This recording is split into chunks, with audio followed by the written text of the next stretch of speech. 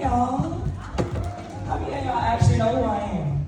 No, nobody. You kind of know, like you kind of follow me. It's all good. Hey everybody. So as Ernie said, my name is Hope Giselle Godsey. I got married last year. That was awesome for me. One of the things that I hate doing when I come to spaces like this is not engaging with the people that I see in the room. And right now, what I see in this room is a beautiful group of useful people. Now, I remember when I was you all's age, and it's not that far away, because I'm not that old, you know, I'm like 22 plus 10, you know. But I remember being in a space where I often told myself that when I got the opportunity to share what I was able to learn on my journey, that I would do so in a way that was going to be impactful. A lot of folks would invite me and my friends to conferences like this. We would be in spaces where so many people would sit back and say things like, you've got it, and in a couple of years things are gonna get better, and all of this stuff that you do now will help to inform the way that you're gonna show up later. And sometimes it just doesn't. I'm not going to bullshit y'all. Life is hard. And it's even harder when you are queer. It does not get easier. You learn to navigate it better. You choose your friends wisely. You talk to your parents when you can, if you can. You build chosen family when you can, if you can.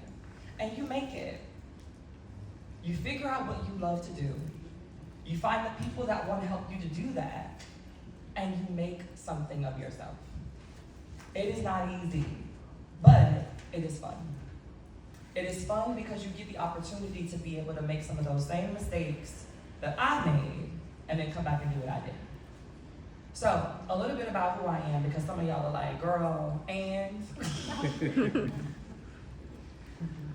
I am an activist, author, actress, multi-hyphenate person of the world. Now, I say this because I went to school for theater. I don't know if y'all can tell, but I did, right? And so I went to school for theater, and while I was there, I also wanted to pick up something else because I'm an overachiever. Always have been, always will be, right? So I decided to double major in journalism. And what I found was that those two things actually go really well together. To be a good journalist, you have to be able to tell stories that people want to engage with. To tell stories, you have to be able to understand how to use your voice, how to project to the back of the room, how to make people pay attention. In other words, and excuse my language, how to make people give a fuck about what you're talking about. Now, when I was in school, one of the things that I learned was that you don't always get your way. My journey started off with the fact that I did not get my way with the school that I wanted to go to. I worked my butt off to get into NYU. And I did. I got in. But the year that I got in was the first year that they were starting to force people to pay their housing up front. And so I had to pay $5,000 up front. I was a presidential scholar. I graduated top 10% of my class. I had more scholarships than I could think of. I did not have to pay for college out of pocket at all. In fact, my refund checks were ridiculous because I had so much extra money. But New York did not care about that. NYU wanted that money up front. They did not want to have to wait on the back end. They did not want to get a reimbursement. If I did not have $5,000 to pay for my dorm, I would have nowhere to stay. And thus my mom had an excuse to keep me from going to New York. Now, in that moment, there was nothing that I could say or do. Once my mom heard that from the register, she said, well, looks like you gotta find somewhere else to go. That was the end of it.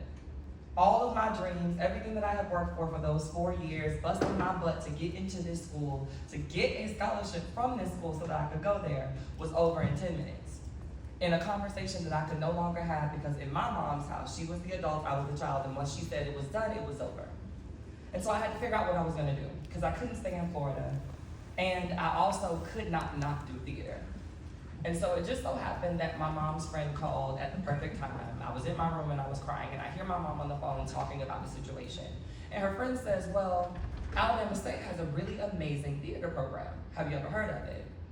Now I'm black, and I'm blackly black, but black, y'all. But let me tell y'all something. When I was growing up, if it wasn't NYU, I didn't want to hear about it. So an HBCU was foreign to me. What did those acronyms even mean? But I looked up Alabama, and it was far enough away from Florida for me to want to go. I applied that evening, got in the next morning, and about 2 weeks later, I was on this campus. Now, I was terrified, I was scared shitless because at this particular time, I knew that I was going to do something different. Now, I had always been effeminate, I had always been a little zesty, as the kids say, that's what y'all call it, zesty, all right. So, I was always a little zesty, right? I always had a little spice on my chip. But I knew that I wanted to emphasize that a little bit. And so, literally, my mom handed me $200 and was just like, all right, you're doing it, make me proud. And she pulled off. And not 5 minutes after she left the campus, I was at somebody's hair store, because I needed some braids, quickly, okay? This was the first time that I was ever going to experience gender euphoria. And at that particular moment, I didn't know that that's what was happening. I didn't know that what I was doing was giving myself a fresh start and allowing myself to feel like the best version of myself. I just thought that my cousin and I were putting some braids in my hair so I could feel better. And I did. I walked around that campus all semester with these long braids that only Miami girls can do because we're special. And everybody knew me as Hope, the boy with the braids. And no, they were not misgendering me at the time, because I was. I was Hope, the boy with the braids. Along this journey, I found out really quickly that being the boy with the braids was boring. Being the boy with the braids was not enough. And it had nothing to do with social standing or ideation. It had everything to do with the fact that those braids made me feel like more of myself than I had in the past 17 years. Because yes, I graduated early. And it made me feel like I needed to really own up to something. But I could not figure out what it was until my sophomore year. Sophomore year, if you know, or if you've ever had somebody that's experienced college, you understand that college is rough when you ain't got no money, right? And so you find yourself in these places where there are people that are looking to give you $20 here, $100 there, a stipend here for whatever it is that you're willing to do as a college student. Most of us go to the library, some of us work at a nearby elementary school. I decided to work in a drag club because that's just me, can't never do anything the right way. This was the only queer club in Montgomery that was specifically for queer people all the time. It wasn't a gay night, it wasn't a Wednesday, it wasn't, lesbian Thursdays, it was just for us. Now, I wasn't a drag queen and still am not, but I was a great dancer and still am. And a part of that led me to believe that I could get up there and perform. But the old school drag queens were not gonna let me get up there and perform without doing what drag queens do, because it is indeed an art. So I couldn't be the little queer boy coming from Alabama State thinking I was gonna get up there and dance to Sierra and Beyonce and make all of these tips while not engaging in the art of drag. And thus, they started to teach me how to put on performance clothes. And slowly but surely, those performance clothes got harder and harder to take off. Not because I enjoyed them necessarily, but I enjoyed the euphoria from what it felt like being in them. One morning I woke up after a rough night at the club, and by rough I mean great. And in my dorm room, I had a mirror. And so, because I'm vain, whenever I would pop up in the morning, the first thing I would see was myself. And that particular morning, I didn't like what I saw. I didn't like the shamble of this androgynous person that I was seeing in front of me. And I cried, and I couldn't figure out what was wrong. And before self-care became a thing, you had natural black girls on YouTube teaching you how to do dance nuts. And so that's what I was gonna do. And so I washed my face, and I'm sitting there looking for tutorials of somebody doing a bantu knot that I liked. And Janet Mock pops up. Now, I have no idea why Janet Mock is popping up in my hair tutorial search, but I'd like to think that it was divine intervention. If you know Janet Mock, you know that she has a beautiful head of curly hair, but you also know that she's an amazing speaker. The first couple of speeches that I watched from this woman were so moving and powerful and impactful, and they had nothing to do with her being trans. It wasn't until that third video where she mentioned the word transgender, and I was stuck. Because for as long as I had been queer and gay and in all of these spaces, nobody had ever said that word. And so I looked it up. And then I went back to the video. And then I looked it up. And then I went back to the video. Because this woman was gorgeous. And I could not figure out for the life of me how somebody that beautiful, that smart, that intelligent, that obviously poised had been born something other than what she was sitting in front of me on that screen. And I wrote her an email. This was before Pose. This was before she became the Janet Mock that we know now. And she responded. I told Janet Mock that I was a brand new college student that was figuring myself out, and that her words on that screen helped me to understand that I was transgender. And Janet wrote me back and said, thank you so much for sharing that story with me. And I would like to keep in contact with you. And till this day, I still keep in contact with that woman. But there would be no me if I did not understand from the words that she gave on that screen that day what and who transgender people were and what we could become. At that school, I was batting out for nothing. It was just me. They didn't know where to put me. They didn't know what housing to give me. They didn't really know if Title IX applied to me because I was the first openly trans person at the school. And so I had to make it all happen. I had to make it all happen down to graduation week. At this point, I've been at this school for 4 years, and for 2 of them, I've been transitioning. Everyone knows me as Hope. All of my teachers have respected that even before I got my name changed, except for 1. 2. One of them was my math teacher. He was a horrible little small man with a Napoleon complex that you had never seen before. And he was also an alpha. Don't laugh. This man was hell-bent on reminding me every single day that I was not the woman that I was becoming, but I was the boy that he was trying to keep me for the sake of his own comfort. You see, he had a machismo complex. There was something about the idea of a young black boy giving up masculinity that made his skin crawl. And so even though I did my best to be invisible for once in that class, he made sure that every single class he found a way to ensure that the entire class got a good look at me and a couple of giggles. What he did not count on, though, was my best friend Sky also being in that class. And if I was feminine, Sky is a bottle of cotton candy, glitter, and rainbow farts.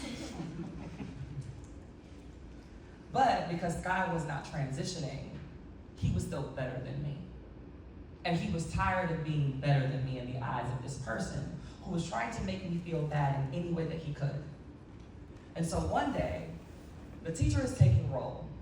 And because we've been at this all semester, once again, this man misgenders me. And not only does the entire class, including some of the homophobic boys that really didn't care for me, just kind of had enough that day. But so did my best friend. Sky stood up and said, could you stop it? Really, could you knock it off? We all know that she goes by Hope, and it's okay if you don't like that, but could you stop it? We're here to learn. This is a math class.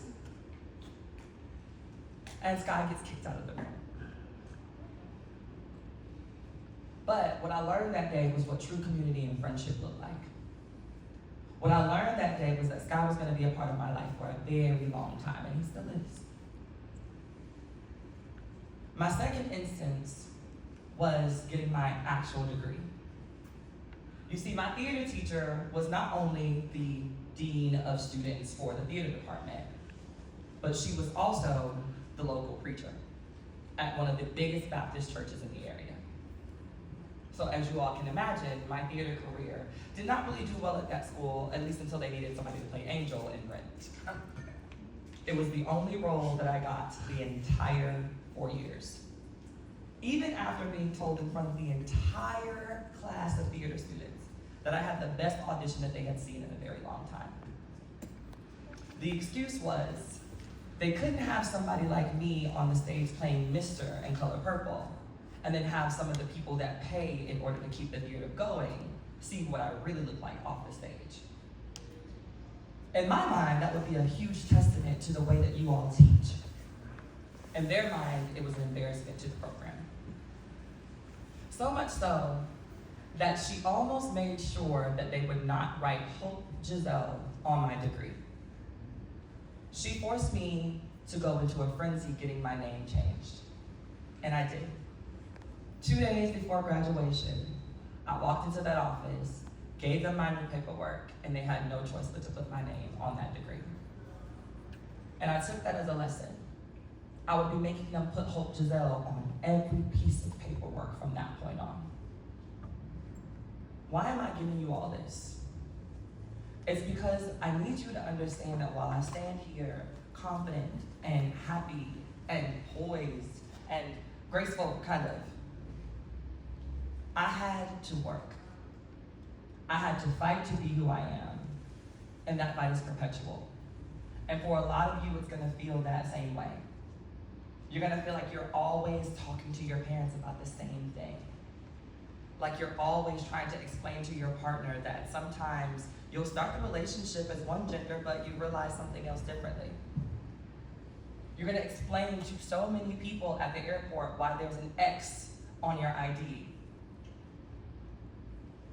But when you love who you are, all of those things are worth it. When you have a strong circle and people around you who believe in you and love you as well, all of those things are worth it.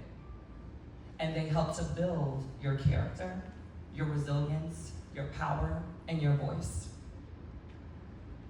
How many of you in here today have been told something about yourself that you didn't agree with? Don't be shy. Let's do this. Okay. How many of you here have been told a story about yourself that you didn't agree with? That's almost everybody. One time, somebody said that I was a selfish diva. A large part of that was something that I internalized for the rest of my life. Because I recognized a couple of things. Divas are often regaled as these fabulous women with super high standards, and sometimes they can be a little difficult to deal with. And so while the term in its essence isn't negative, there's an air, a connotation that comes with it that you also are kind of like, let's beware of that energy as well. And selfish is just selfish. For years, I allowed myself, when people asked me to describe me, as somebody who could be a little bit of a diva and selfish. Those were words that were given to me by someone, and they stuck because they hurt my feelings. Not because they uplifted me, not because they were true, not because I felt in tune with those things, but simply because they hurt my feelings enough to remember them, and then I made them a part of my narrative.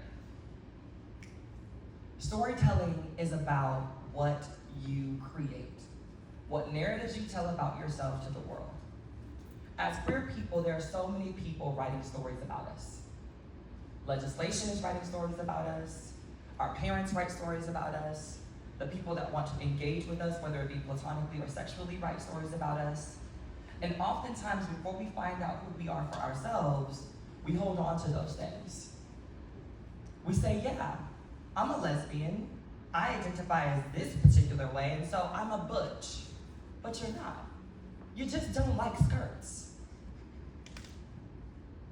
We look at the fact that we like to paint our nails, and maybe I like my shirts a little bit tighter than the average person or guy.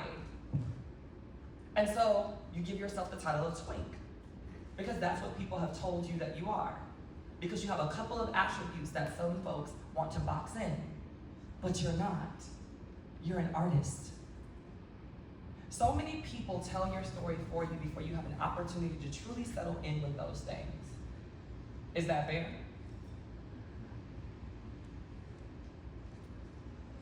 Who are you? One word. It's okay. What's the first thing that came to your mind when I said that? Outside of, oh shit.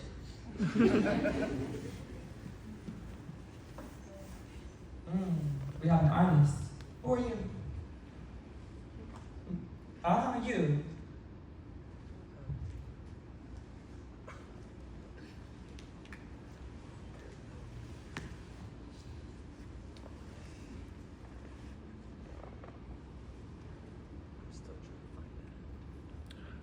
And that's okay. Who are you? Mm-hmm. Just you. And when you think about what defines you, what's one word that you can give me?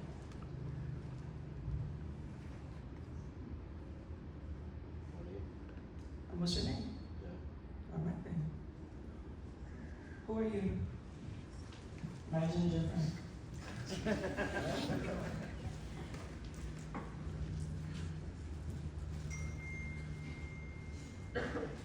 Have no idea. It's okay. I am Giselle. I am a wife, a soon-to-be mom, an activist, an author, a writer. I love fashion. I love hair. I love anything that's going to make myself beautiful and the world around me beautiful. I love to smell good. I like the water. I am from Miami through and through. I'm going to have the same number until the day that I die unless AT&T pries it out of my cold, dead hands. I am a proud Black woman. I am an award-winning activist. I am a loud-mouth bitch. And I am going to fight for the things that I believe in. I was not always able to say that. I did not always know that. That is not a thing that lives in my heart inherently. And it took a lot of making art to get there. There's something special about the process of finding out who you are. So even as you sit here in this room today, if you don't know who you are, it is okay, it's coming. And if you think you know, trust me, you are so wrong. We evolve, we change, we grow, we learn, we think, we move, we maneuver in different ways every single day of our lives. And we do so with pride. But that pride is built.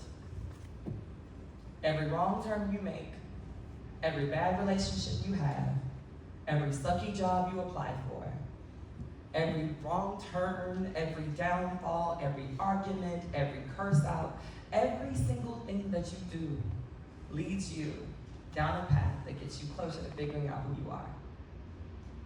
Today, I am vibrant and vivacious and happy and always willing to be on the front lines.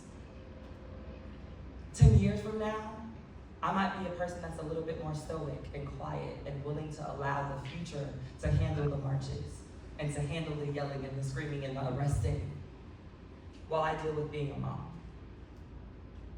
But those are things that I can name as I evolve. Those are things that I can talk about that I desire. You, what do you desire? Ooh, to be comfortable. How many of you all here want to be comfortable? What does comfort look like for you?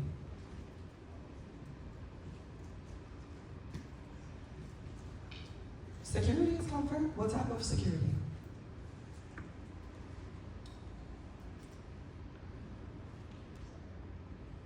Okay, so you're a community builder. So they said that they want to have comfort and security, specifically security in the relationships that they build. And that's going to be important, because if y'all don't understand anything else, what y'all will find is that relationships are the things that open a lot more doors than any degree, than any, parent that you might know, or any person that you're sleeping with. Those relationships that you build with community are going to be the things that get you doors opened. What does comfort look like for you, Sue?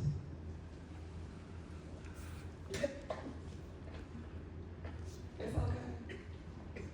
Everybody on the chopping block.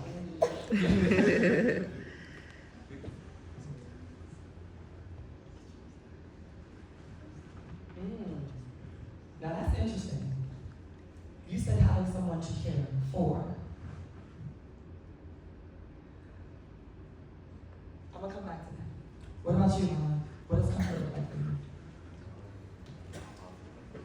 you? Confidence in what? That makes sense. You back here, my love. What does comfort look like for you? You, because this baby gonna giggle me to death. What does comfort look like for you? My fashion.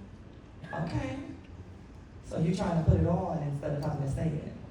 That makes sense. I like that. Did y'all hear all of the responses? I want y'all to think about the fact that when I say that this is about community building, that you also have to know who in community to be connected to. We've got a healer, we've got a community builder, we've got a stylist, right? There are so many people in this room that are going to grow up to be a person that you might need to be in relationship with. What happens when my heart is heavy and I have no idea what to do with it? There's somebody that wants to be in community to take care of people. What happens when I finally catch that big break? I've made that piece of art that's gotten me all the way to Cannes. But I'm not the fashion girly.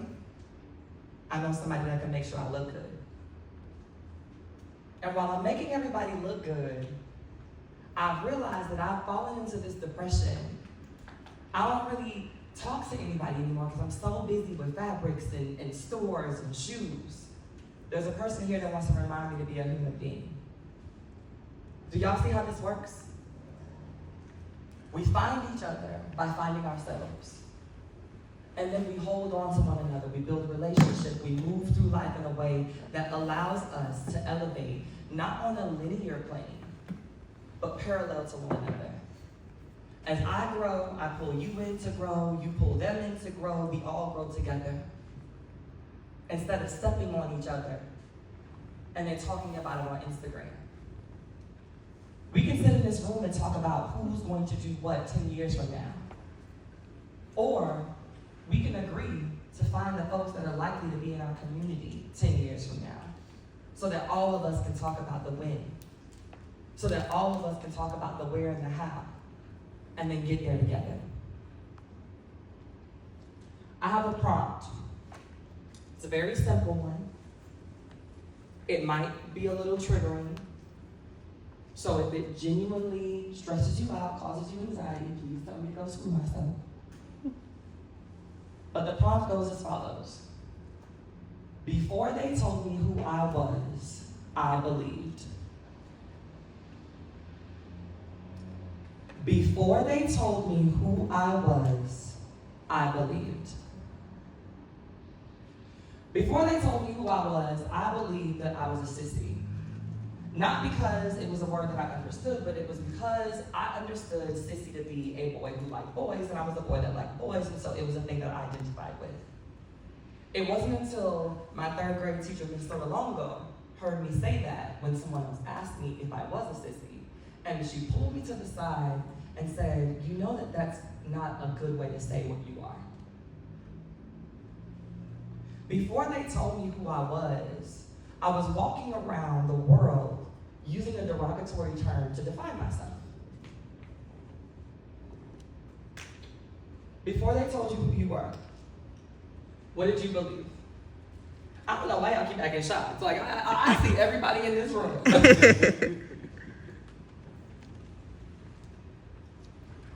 Before they told you who you were, what did you believe about yourself? And let me break it down even further. Before people told you how you had to behave, act, or think, what did you believe about yourself?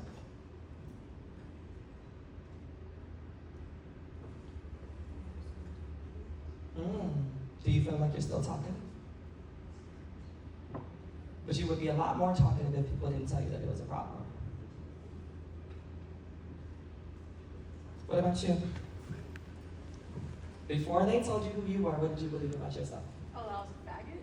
Oh, baby. You can't say that. Okay. You sure can.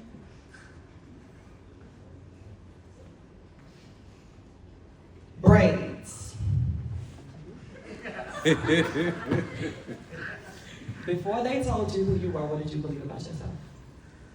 That I was confident. I know what they told you, but the real story is, I know what they told me. They told me I was a sissy, And I believed it. But the real story is, I was very eccentric. I was excited about learning. Education made me happy.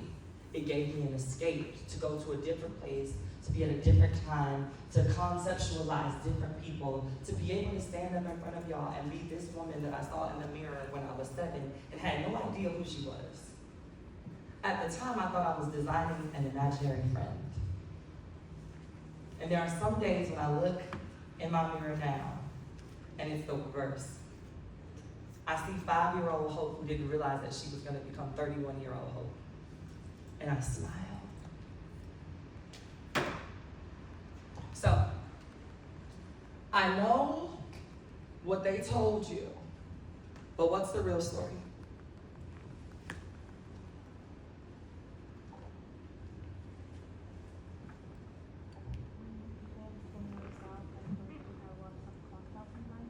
But what do you believe about yourself? Then that's what it is. You. I know what they told you, but what's the real story? Still writing. I feel it. You? I don't know. It's all good. We all still writing. What about you? Definitely still writing. They told me I was a straight boy, was gonna have a wife and kids, and be that guy, with the white picket fence, and that wasn't the right story. What about you? That I was selfish and smart. And what's the real story?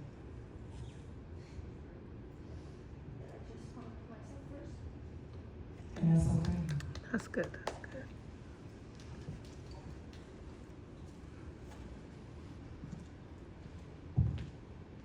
The real story starts with you. We all have someone that has told us something about ourselves that we've internalized because it felt good or because that person had authority. Because they told us that we didn't have any other choice but to accept the label because everyone else was going to agree with it. And then we realized that people were agreeing with it. And a large part of that is because we didn't have the strength, the knowledge, the will, or the tools to take our power back. Today I'm giving you the permission, not that you need it, to take your power back. Sometimes it's okay to put yourself first. One of my good friends, Angel, has a thing that she tells me all the time when I get stressed out about everybody calling on me to do the thing. And she says, me first, and then you. And at first I didn't get it. But what that means is, I can't pour from an empty cup.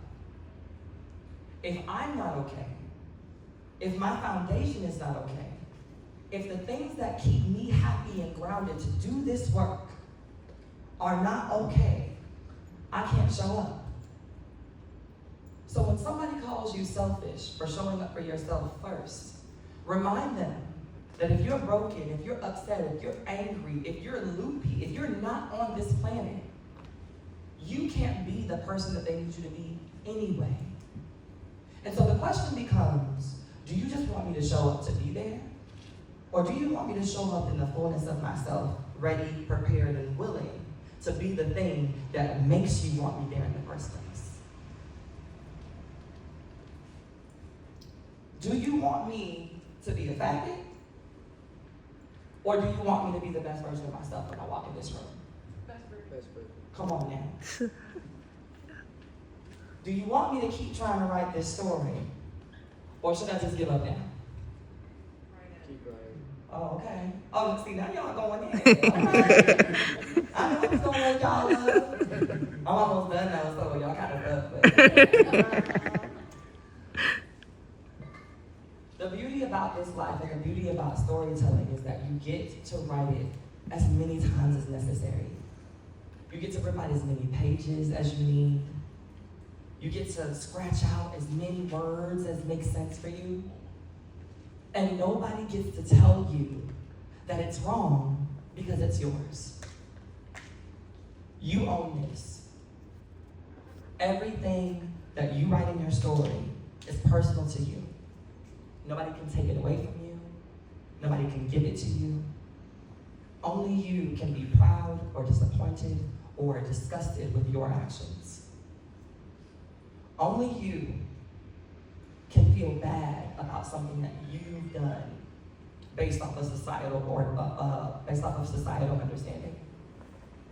Without you giving credence to it, it is just a statement. Without you giving power to it, it is just a word. Without you pouring into it, it is just an insult. But it doesn't have to be one that you make a part of your story. I can walk into the room and say, I'm a black trainee with too much to say. But that's not my story. That's not how I'm going to tell it. That's not the way it's going to be written for me. And I'm going to go out fighting to make sure that it doesn't. Are y'all going to help me with that? Yeah? Okay. Yeah? Yes. Because I want to help y'all. So I got one last exercise. But you will have to trust me. So if you're not willing to be vulnerable or whatever, then don't get up. Okay? So, don't be scared. I need at least 5. Just 5. 5 people with a little courage, okay? Just a little bit. Come on, y'all. Stand up. I can take more than 5, but I need at least 5. Come line up over here. Line on up. Line on up. Come on.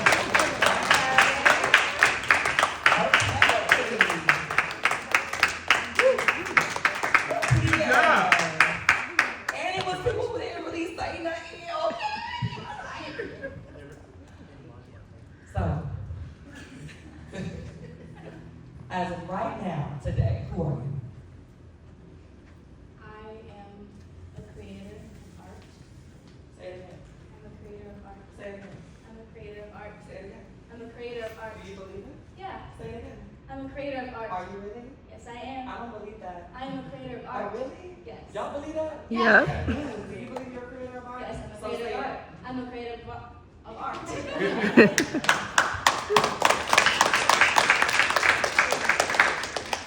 As of right now, today, who are you? A scientist and a hiker. Oh. What is she? Oh, you are a hiker. First of all, I'm sorry. I thought I was gonna gag them, but they actually have a hiker. Ooh, gag me, okay? Say it again for me. I'm a scientist and a hiker. Okay?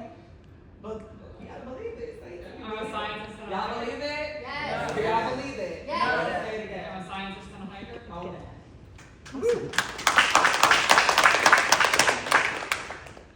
As of today, who are you? I'm a poet. Okay. Yes, you are. Give me some. I don't got it right now. This is not a part of it, but let me tell you something. As a performer, always be ready. You never know when your opportunity is gonna come. You don't know who I know, what I know, and what doors I can open for you. If you're gonna say you're a singer, a poet, a dancer, a writer, an author, or whatever, be ready. Because you never know who you're entertaining. And you never know what doors they can open for you. So if this is what you really want to do, if you're really a poet, every time somebody asks you, well, roses are red and violets are blue, okay? You gotta be ready. So, the next time I ask you for some poetry, we're gonna get a verse, right? But today you are still a what? I'm a poet. Say it again. I'm a poet. Say it again. I'm a poet. It's not funny, it's your life. Say it again. I'm a poet. You are what now? I'm a poet. Okay.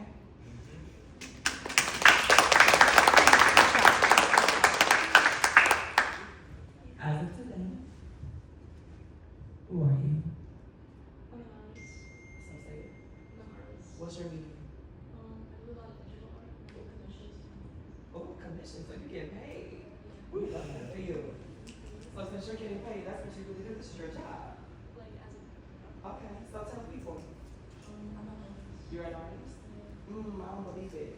I'm an artist. Oh, okay, there we go. Say it again. I'm an artist. All right.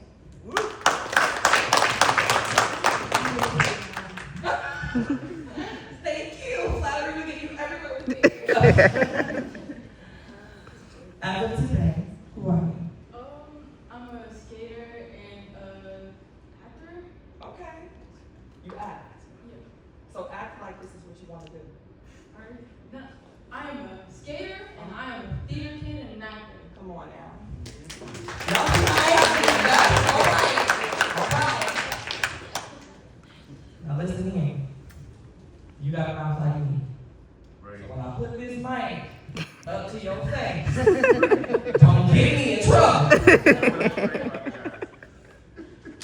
Yes, you did. Oh, I love you. Okay. As of today, who are you? I'm a student council member and a cunty counselor. Come on. Period.